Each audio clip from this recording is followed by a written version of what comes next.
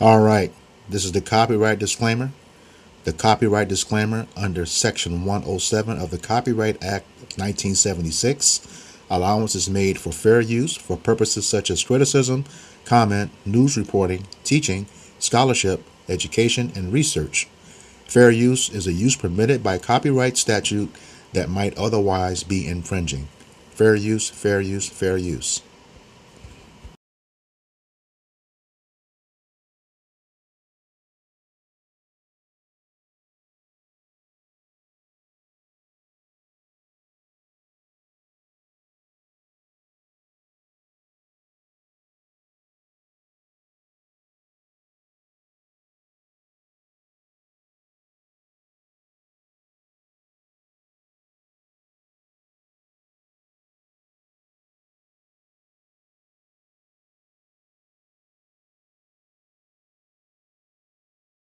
I'm writing an album called The Middle Passage.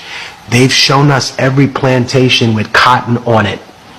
You know what plantation they've never shown us, Abby? The most prominent ones. The ones that were most profitable. The breeding plantations. Why don't you want to show us those? You know why? Because after the research that I did for this album, you realize that the moment that a girl menstruated, she was put in a stable where a horse would be and forcibly mated, forcibly raped by a male of the slave master's choice. And when she had children, they weren't called children, they were called a litter of pups.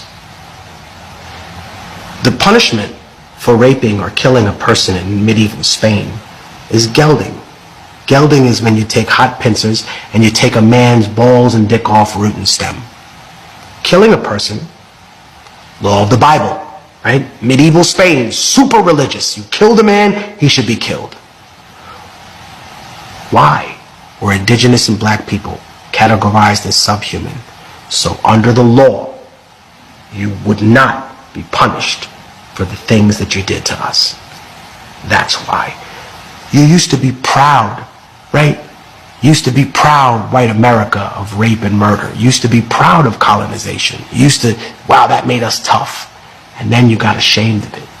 And that's what you're dealing with. That's what America's dealing with, a schizophrenic crisis. There's a British manual, right, that was taken out of the British Museum because within the manual it talked about how rape was a weapon of war that should be used against the indigenous population. You're ashamed of that now.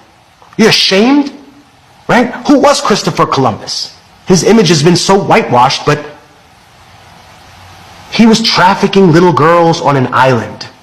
Who does that sound like, huh? All you right-wing defenders of Christopher Columbus and his legacy, he was trafficking 9-year-old indigenous girls on an island. Who does that remind you of, you intellectual coward? Just because liberals are dog shit doesn't mean that you shake hands with the devil. That I'm writing. So forced reproduction is making sure that enslaved women are continuously giving birth, those that are in the age range of being fertile. Enslavers waited to find out when a young girl had her first menstrual cycle. They were like literally wanting to know. Sometimes they would force people to have relations and they would say that you two, we've selected you two to breed with one another. And imagine for a woman and a man, if they have other partners, that they are considered that's their husband or their wife. The enslaver didn't care about that. They were looking at the body, the stock, the physique, all of that. They literally paired two people up, locked them in a cabin and said, until we see evidence of pregnancy, you're going to be whipped 30 lashes a day. It's unspeakable. It is. And yet we have to speak about it. We have to speak about it because we haven't. People are in denial at how prevalent this was. And I think to even say that this was breeding is an important statement to make. Yes. Because the construct of race made black women's children innately enslavable, enslavers were assured a profit with every birth. And that assurance became even more important in 1808 after Congress banned the importation of Africans to the United States. With the supply of newly enslaved people from Africa cut off, enslavers had to rely on a single source to replenish their essential labor force, the wombs of black women. The numbers are staggering. In 1790, the first United States Census counted just under 700,000 enslaved people. By 1860, despite the congressional ban that had been in place for more than half a century, the enslaved population had blossomed to nearly 4 million. And the rape of black women by white men played a significant role in that increase. Rape was so prevalent during slavery that today a quarter of the genetic makeup of black Americans can be traced back to Europe through the paternal line.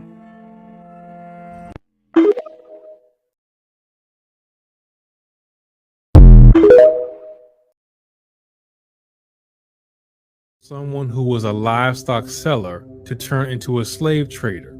These people had a very, very dark mindset.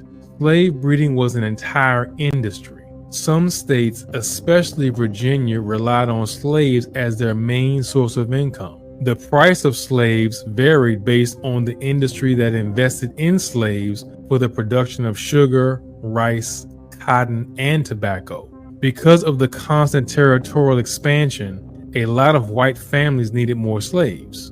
As long as the need for enslaved labor was going strong, slave breeders could literally make a fortune by forcing slaves to reproduce. White women would pick strong and healthy enslaved black men either for their own personal satisfaction or to force them to have sex with women and get them pregnant.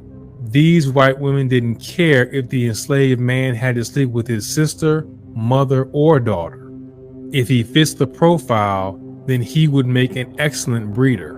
White women preferred young and able farm men. An excellent physique provided a better bargain. These men were forced to produce more and more children so their masters could sell them at a high price. If the man resisted, he would either be severely punished or killed. Here is how the industry worked. A 1662 law known as Partus Sequitur Ventrum stated that if an enslaved mother gave birth to a child, that child would inherit the status of a slave. If the mother was free, then her child would also be born free. Reproducing was critical when white supremacists wanted to increase the number of slaves they had. More slaves meant more labor, more money, and money equals power. This became a crucial practice, especially after 1808 when the international slave trade was banned. White people had to use any means necessary to maintain a high number of slaves without the transatlantic slave trade. So, men sexually assaulted black women to procreate, while white women often forced their slaves to increase their numbers. The children would be sold on the market as valuable commodities or raised on farms and plantations as laborers. In many cases, white women would take these kids away from their parents and bring them into the big house. The children would be made to serve. If they wanted to sell these children, then they would create this feeding regimen and control everything the children ate. If the children were seen as valuable stock, then the white woman would give them medicine like Jerusalem oak. This product was used to treat parasites like worms. If the child was not fit enough, then white women would force them to run around the farms and race with other black children. This was a test to see who would be the fittest. This practice ensured that the children would fit the criteria for extended labor and sell for a good price. Many of the young boys were also kept in the breeding farms and forced to reproduce, just as their fathers and mothers were forced before them. In some cases, white women would make black women and men watch their children go through the same traumatic ordeal. This created generational trauma. It is very hard to figure out exactly how valuable these enslaved people were, but here are some rough estimates. In 1860, the total value of enslaved people in America was $4 billion. This was much higher than the total value of all the gold and silver in the country, which was $228.3 million. It was more valuable than all the money in circulation priced at $435.4 million, and even all the farmland in the South worth $1.92 billion. To slave owners, enslaved people were the most valuable asset, worth more than all these other things combined. Southern slave owners would take out loans using their enslaved people as collateral. Banks would then turn these loans into bonds and sell them to investors worldwide, even in places where slavery was illegal. Wealthy plantation owners would start new banks in states like Louisiana and Mississippi. They would write down a list of slaves that planters could mortgage. This allowed them to buy more enslaved people and expand their cotton farms. To fund these loans, the bank sold the bonds to other rich people in New York, London, Paris, and Amsterdam. The investors didn't technically own the slaves. They owned the bonds that were backed by the value of these slaves. In modern finance, this process is called securitization. It was the perfect ploy to make more money. Without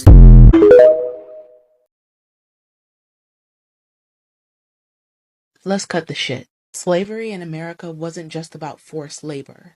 It was about forced birth. America didn't just work enslaved people to death. It bred them.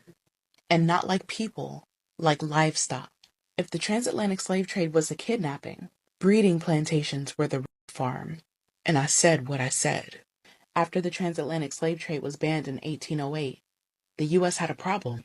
They still wanted the free labor, but they had no more legal supply. Their solution?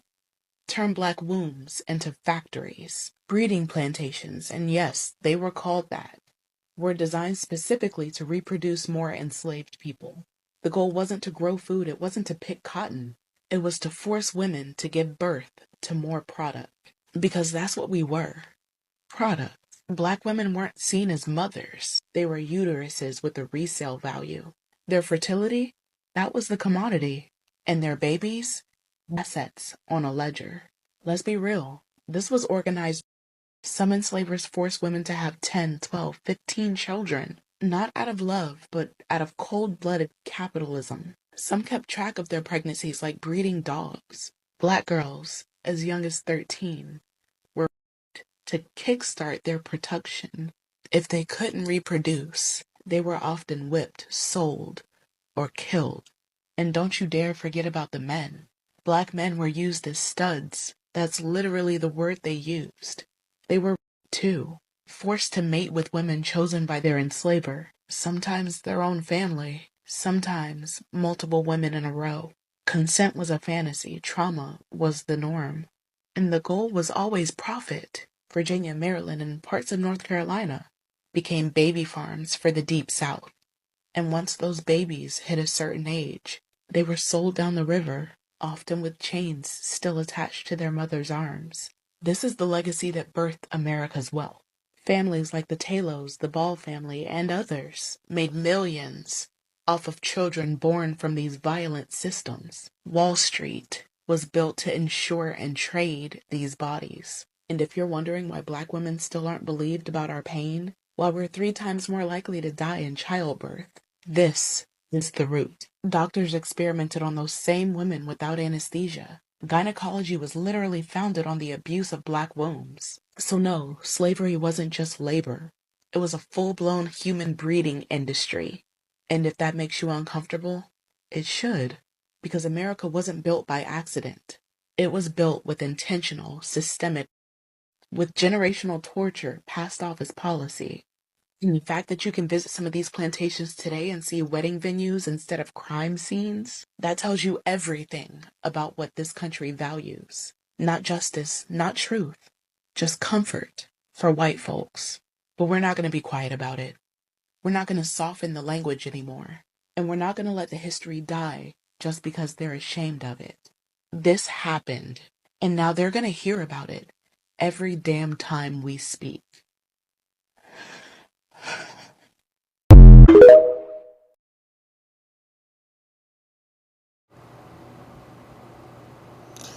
This is the book of Obadiah, chapter 1, verse 10, and it reads, For thy violence against thy brother Jacob, shame shall cover thee, and thou shalt be cut off forever. Giving all praises, glory, and honor to Yahweh, Bahashem, Yahushai, Bahashem, Rahach HaKodash, Double honors to the apostles and elders of Great Millstone who rule well in teaching me this 100% truth. Salutations to them and my fellow Akim who labor in this truth week in and week out on the highways and byways.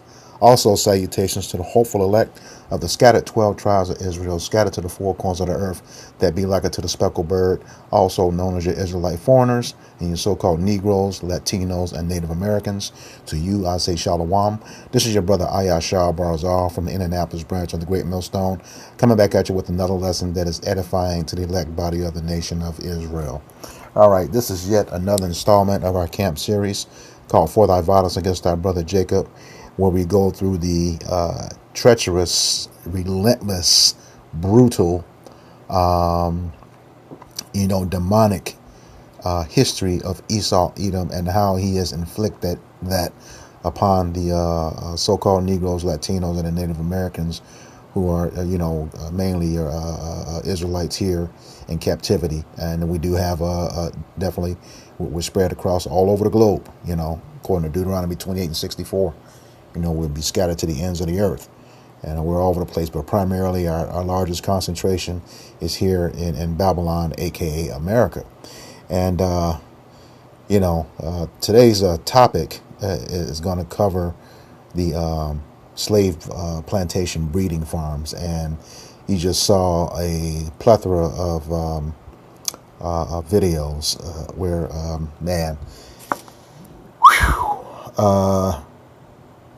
yeah, this bastard didn't quit.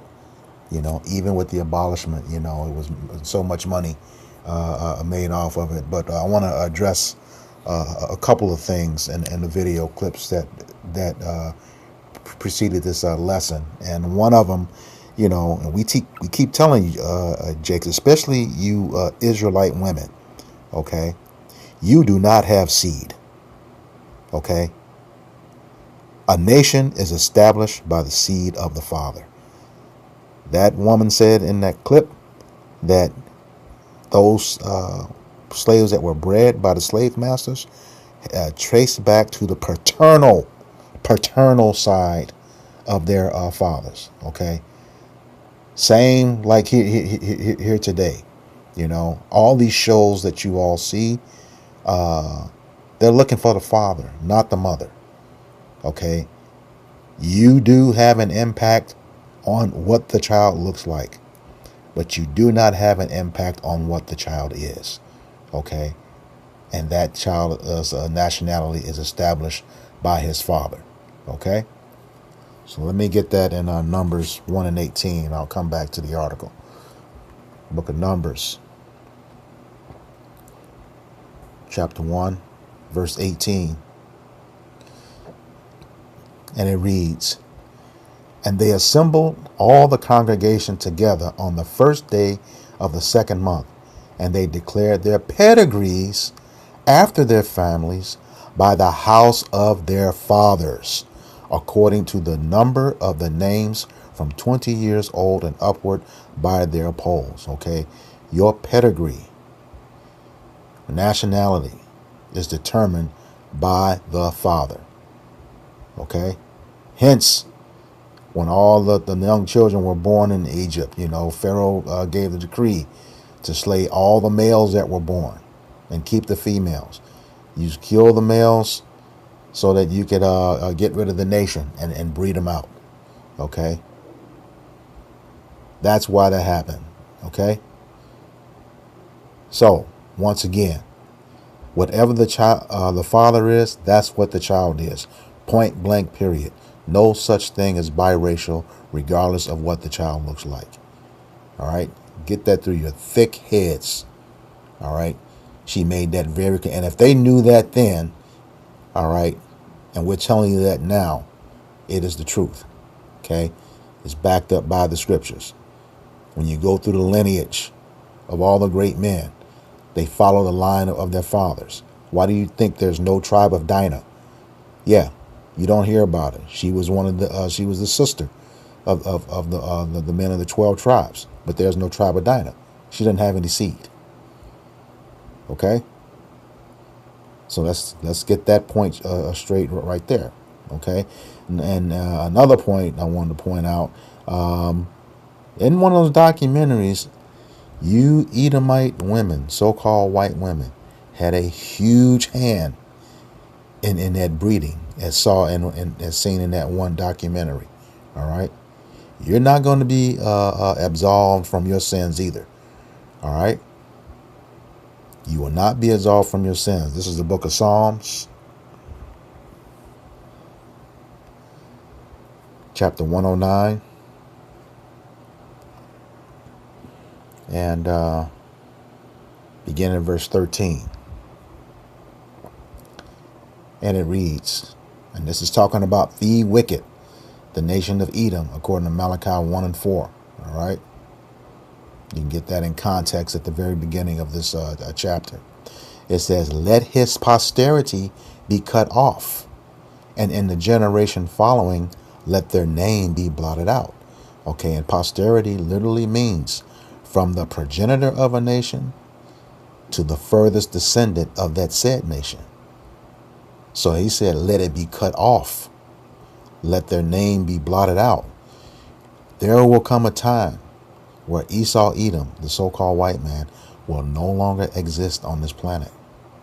All right? But there's something you have to do first. Okay? Before that happens. You know, in the opening scripture, Obadiah 1 and 10, verse 18, repeats this. All right? Back in the Psalms 109, verse 14, it says, let the iniquity of his fathers be remembered with Yahweh Bashem Yahushai, and let not the sin of his mother be blotted out. So all the things you had your hand in, you Edomite women, you know, that resulted in the death and defilement of the Israelites, you will be recompensed as well. All right? You're going to have to pay for those sins. It says right here, let not the sin of his mother be blotted out.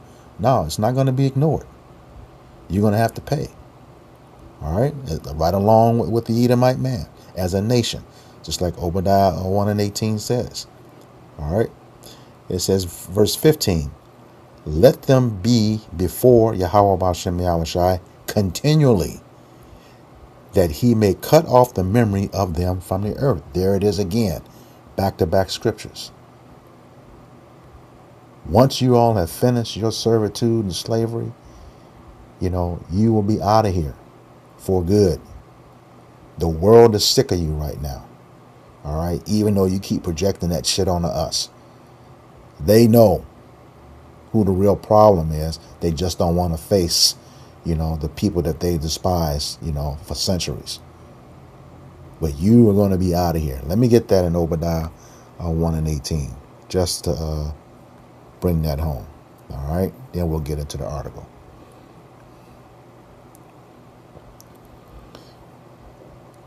And it reads, it deals with all the heathens, beginning at verse 15, but I'm going straight to the point. All right? It says, and the house of Jacob shall be a fire. That's the southern kingdom.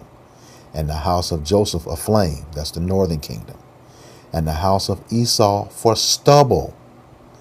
And they, that's the southern and northern kingdom, come back as one nation, as according to Ezekiel 37, shall kindle in them and devour them. And there shall not be any remaining of the house of Esau. For Yahweh Bahashem Yahushai have spoken it. So yeah, live it up. You know, we see you guys gaslighting on the Carmelo Anthony verdict. You know, it's interesting how that murder weapon went for a cleat, went from a cleat sharpener to a whole knife. You know, yeah, we're paying attention. We're paying attention. All right, but here again, like the scriptures say, the Lord says, vengeance is his, and it's going to be epic. Yep. And be by the hand of his people. So that's with those first two clips. Now let's get into the article. All right, and I'll put a link to this article in the description box. It says, America's Breeding Farms. What History Books Never Told You is by William Spivey. I got it from this site called Medium. All right. It says in 1808, America banned the import of slaves from Africa and the West Indies. The impact on actual slavery in America was almost non existent. There was still some limited smuggling of slaves, but the majority of new slaves in America came from what Professor Eric Foner called natural increase. One could reasonably ask, why ban slave imports and not slavery itself? The answer is because for many of the proponents of the prohibition, including Thomas Jefferson, the reason was not based on humanitarian concerns, but on economics. And I'll stop right here. Thomas Jefferson, in his letter to Virginia regarding the slaves, when I'm roughly paraphrasing, I tremble for my country, for he know that God is just and doesn't sleep forever. To the tune that, hey, he knew at some point in time, America is going to have to answer for what they did to us in slavery. Okay? And although he knew this, he still had slaves. But he'll be back too. All right? It says, the South was producing and selling enough slaves internally that the slave trade was reducing prices for slaves and cutting into profits. It says in 1819, another act was passed allowing U.S. ships to not only patrol its own shores, but the coast of Africa in an attempt to stop slave ships at the source. Not for concerns about ending slavery, but in protectionism for American slave owners. And that's what it was all about. Okay? When reparations was paid out, it was paid to slave owners for loss of property after the Emancipation Proclamation and the slaves were freed. Okay? So when you hear them say reparations was paid, that's what they're talking about. All right? It says everything was contingent on the fact that there was a self-sustaining population of about 4 million slaves in America at that time. Southern legislators joined with Northern ones in passing both the acts that banned the external slave trading but ignored slavery. Once again, North and the South were no different. Just like Democrats and Republicans were no different. Today's Republicans are yesterday's Democrats. Okay? When you go back, I think we did a video on this one not too long ago. The Devil's Punch Bowl in Natchez, Mississippi. Those were Union soldiers that did that, not Confederate. Okay? So it all comes down to Esau Edom, the so-called white man, regardless of what title he has. He is still no damn good. As the scriptures say, let me see, I think that's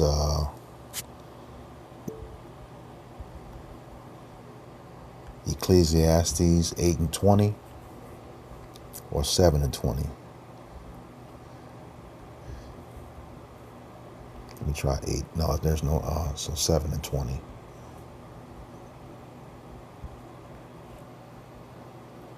No, it's not that one.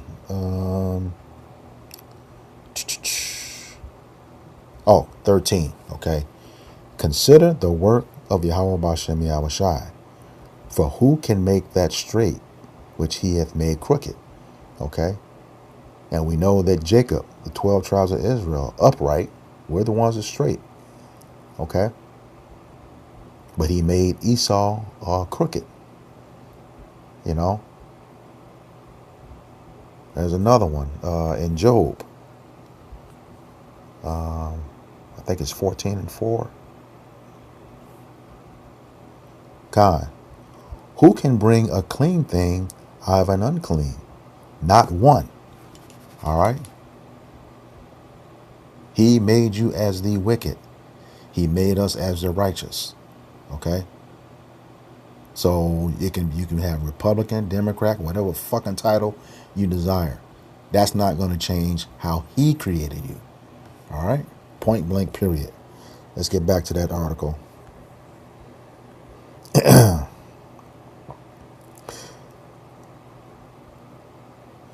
It says, most of us are aware that slave owners often bred their slaves to produce more workers.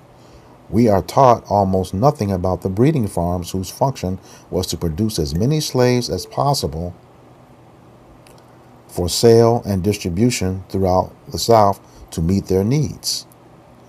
Two of the largest breeding farms were located in Richmond, Virginia, and Maryland Eastern Shore.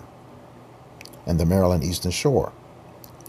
As far as cities I've never lived in, I've spent as much time in Richmond, Virginia as anywhere.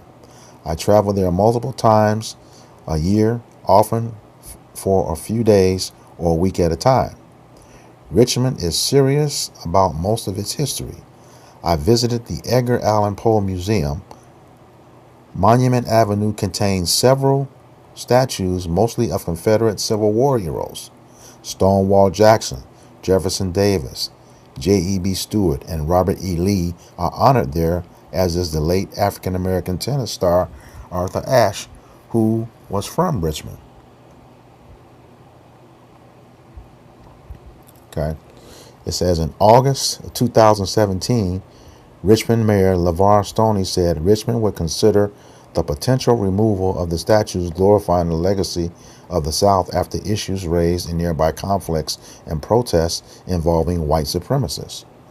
One major part of Richmond's history is barely remembered, hardly spoken of, and taught publicly nowhere. Richmond is a port city and exported between 10,000 to 20,000 slaves a month to states further south and west. Slavery, not tobacco, was Virginia's primary domestic crop. You may have seen scenes of slaves being offloaded in New Orleans, for example. They were more likely to have come from Richmond around Florida than from Africa. You never hear of the names of the industry leaders. Robert Lumpkin ran his jail, which was a compound surrounded by a 12-foot fence with iron spikes. Should a slave escape, by law, the Fugitive Slave Act guaranteed they would be returned, courtesy of the federal government. See, there you go. The same government that Jake is begging reparations from is the same government that had a hand in our demise as it stands today. Okay? It says the slave population of the breeding farm was mostly women and children not old enough to be sold, and the limited number of men whose job was to impregnate as many slave women as possible.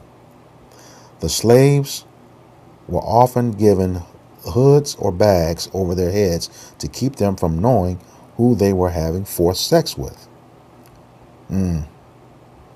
It could be somehow they know, perhaps a niece. Let me start that over. It could be somehow they know, perhaps a niece, aunt, sister, or their own mother. The breeders only wanted a child that could be sold. Man, and there's laws in the scriptures against this, and that's what this devil does. Have us to keep going off about with our law. Let's see. He said a niece, aunt, sister, or their own mother. Let me get the law on that. On the aunt, you have Leviticus chapter 18, verses 12 and 13.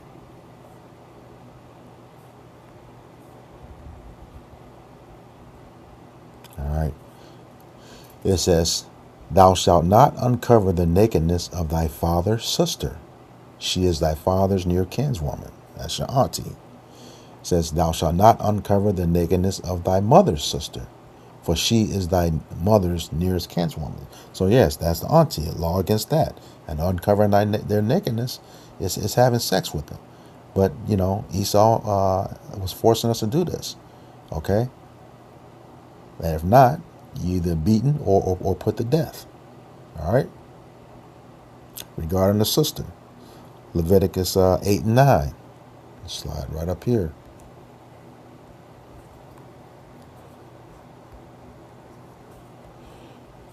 Leviticus chapter 18, verse 9.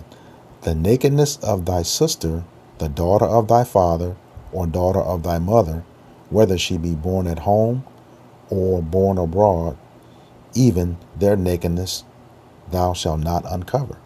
Okay, so that's your sister. Okay, we're not supposed to have sex with her, but Esau forced us to do it. All right, he's going to have to pay for that. All right, making us break the law. That's how they, we broke the law ourselves, but he furthered that affliction, as it says, from the Lord and Himself, about having us break the law. Zechariah 1:15. Okay, and then regarding the mother, that's Leviticus 18:7. All right. It says, the nakedness of thy father or the nakedness of thy mother thou shalt not uncover.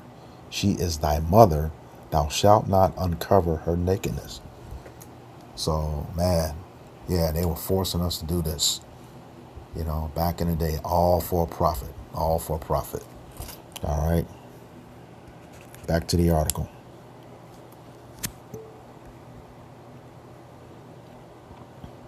All right. It says, Richmond also had 5 railroads. Slaves could be shipped both by rail and boat, which allowed slaves to arrive in between condition. Oh, Slovakia. Let's start that over. Richmond also had 5 railroads. Slaves could be shipped both by rail and boat, which allowed slaves to arrive in better condition and thus fetch a higher price. Slavery was more than man's inhumanity towards man. It was always about economics. Cheap labor that allowed America to compete with other nations. And when you hear, this nation was built upon our backs, that's literal. That's why they never let us go. The scriptures say that. Jeremiah, let me grab that. Jeremiah 50:33. They could not prosper without us.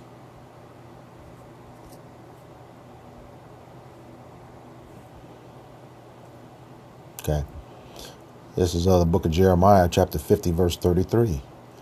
Thus saith Yahweh Bashem Yahushua of hosts, the children of Israel, that's the northern kingdom, and the children of Judah, the southern kingdom, were oppressed together, and all that took them captives held them fast. They refused to let them go. Verse 34. So yeah, talking about deporting us back. Nah, that ain't gonna happen. They generated too much money, and pretty much now that they're done with us, they're repealing the, in reverse order, the 15th, 14th, and the 13th Amendments to either put you back in slavery. It says, verse 34, their Redeemer, that's Yahweh Shai, is strong. Yahweh Bahashem Yahweh Shai of hosts is his name. Okay, Yahweh being the name of the Father, meaning he exists. Okay, Bahashem meaning in the name. Yahweh Shai, the name of the Son, meaning he saves, he delivers. Okay, I'm going to start that from the top again. Jeremiah 50 verse 34. Their Redeemer is strong. The Lord of hosts is his name. He shall thoroughly plead their cause, that he may give rest to the land and disquiet the inhabitants of Babylon, which is America. Okay? Yeah, this place is going to be put to a stop for good, permanently. All right? Back to the article.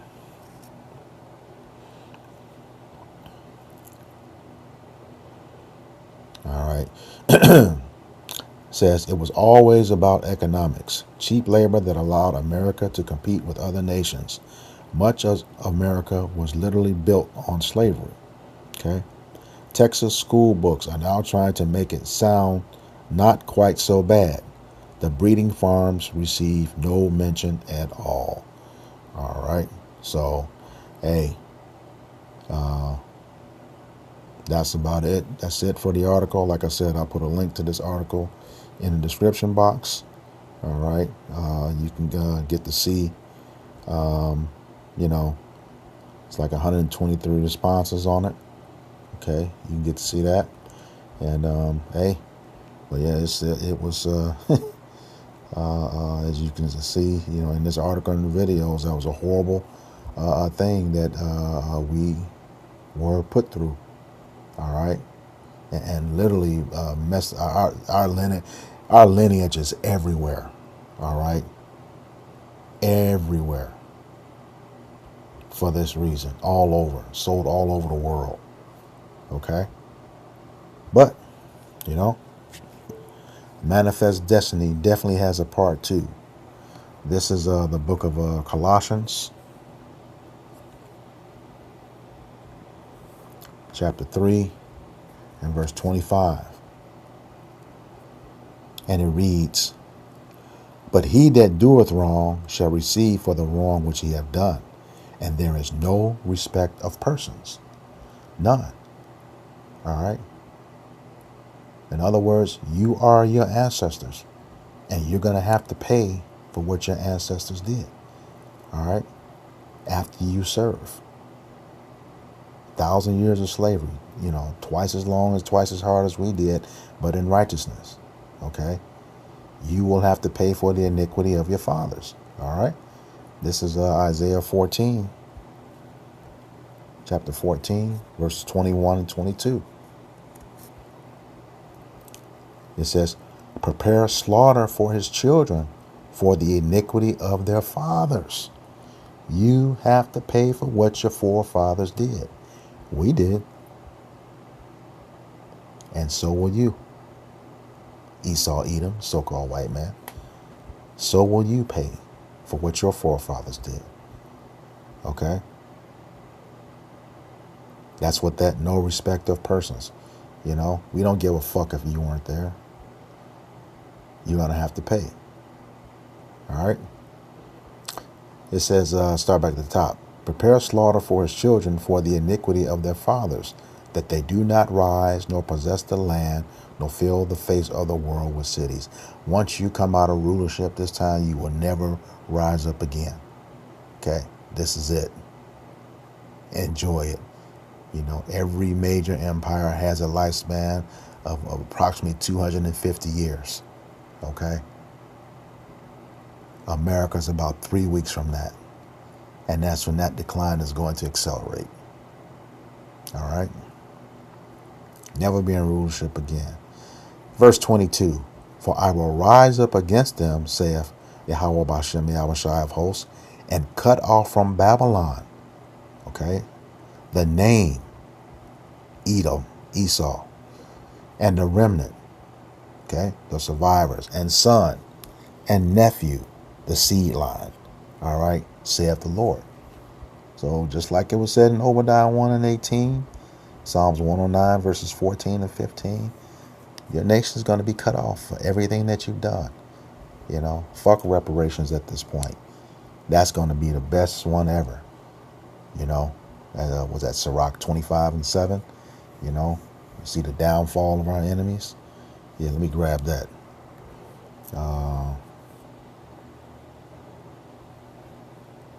Ecclesiasticus chapter 25, I believe it's verse 7 or 9.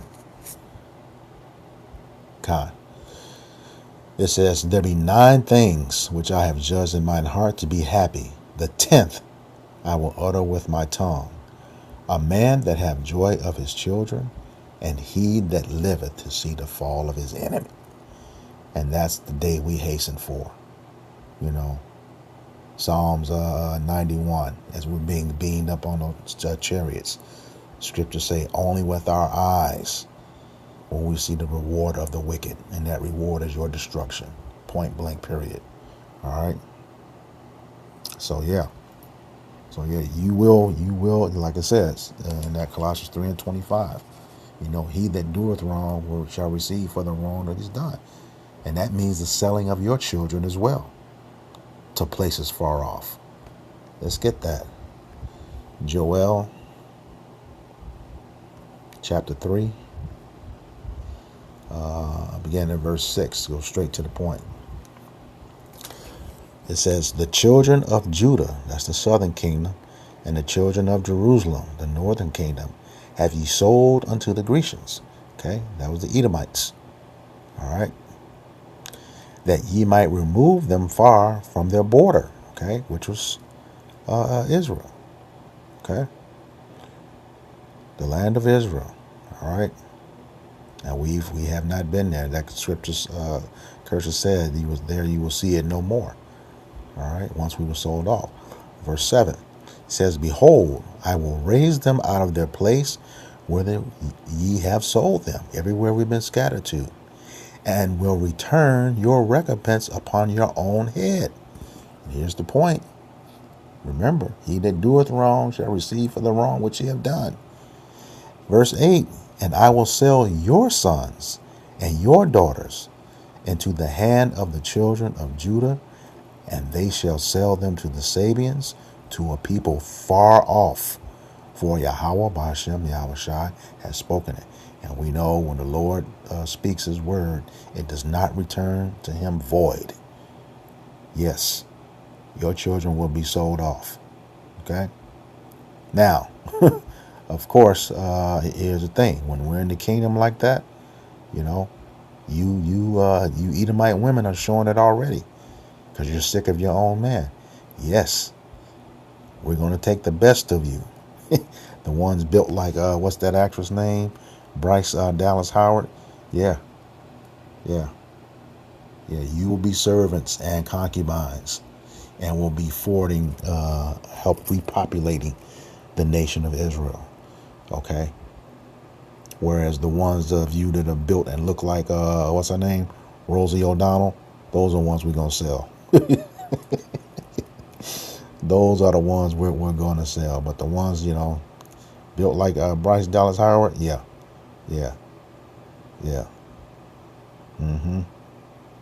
got a lot of Edomite women that are built like Jake women. Naturally, too. So just know, only time you're going to get a good look at your feet is when they're next to your head or over your head, point blank, period. Yes, you will be, help repopulating our nation. Yep. And that's going to be righteous. You get what you put out. All right. This is the book of Revelation, chapter 18.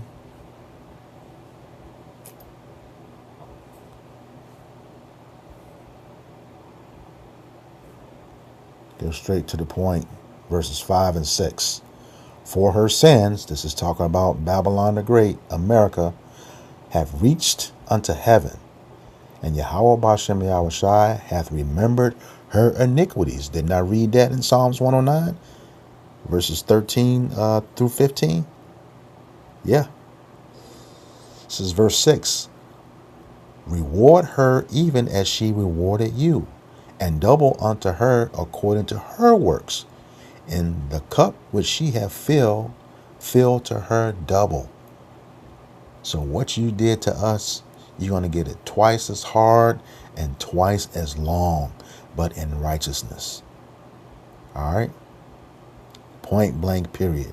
There's no way around this. There's no getting out of this. Okay? You have hardened your heart when it comes to reparations. Now it's going to be done Yahweh Ba'ashem Yahushai's way. And this is how. Righteous recompense. All right. Same book of Revelation.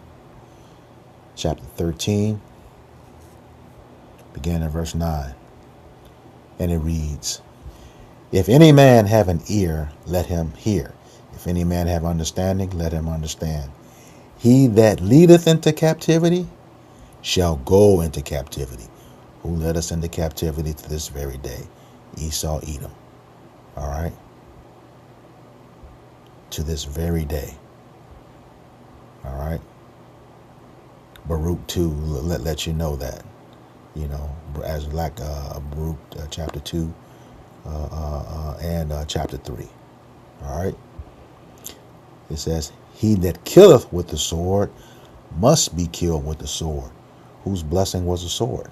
Esau, Edom's. Okay, Genesis chapter 27, verses 38 through 41. All right. So the same way you got rid of us, we're going to get rid of you in righteousness. Okay.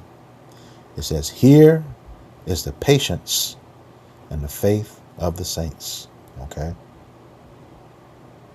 Who is that talking about? That's the Israelites. Only the Israelites can have faith. That's a gift. The scriptures say, whatsoever is not of faith is sin. Okay. Really, the only people who can commit sin are the Israelites. All right. Because what is sin? It's transgression of the law. 1 John 3 and 4. Who was given a law? Jacob, the Israelites. Psalms 147, verses 19 and 20. All right. And who are the saints? Also the Israelites. Psalms 50 and 5. Psalms 148 and 14. All right. So, yeah. So with that, I hope this lesson was edifying to the elect body of the nation of Israel.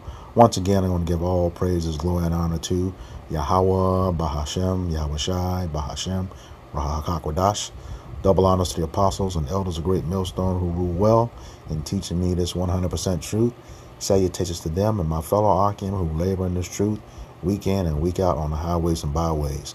Also, salutations to the hopeful elect of the scattered 12 tribes of Israel, scattered to the four corners of the earth, that be like unto the speckled bird, also known as your Israelite foreigners and your so-called Negroes, Latinos, and Native Americans. To you, I say Shalom, Kwam Yasharala, Abba Baba. We got next. For sure. Shalom.